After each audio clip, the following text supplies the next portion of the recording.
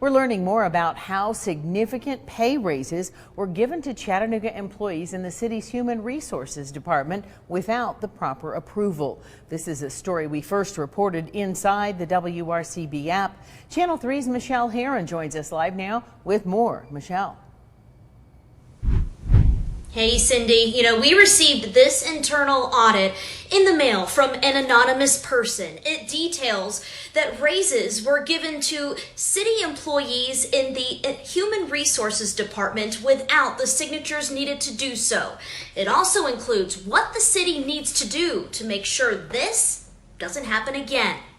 Sparked by an anonymous hotline complaint, this 5-page internal audit reveals promotions and pay increases were made within the city's Human Resources Department without the proper authorization and failed to follow required procedure. The audit outlines 7 positions, 4 of which gave salary pay increases of $55,000 and $64,000. Auditors requested Chief Human Resources Officer Beverly Moultrie to produce position action request forms multiple times, but Moultrie failed to do so.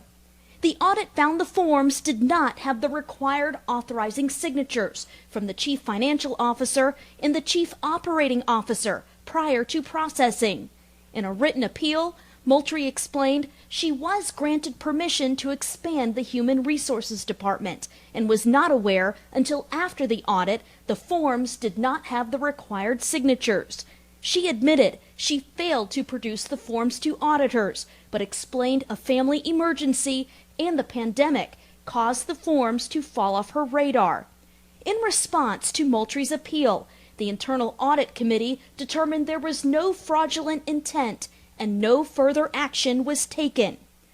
Chief Operating Officer Mara Sullivan sent us a statement that said in part, quote, "While I was aware of and supported these changes, I told him I did not know the specific salary amounts, but knew the HR department worked within the confines of their budget to make these necessary changes."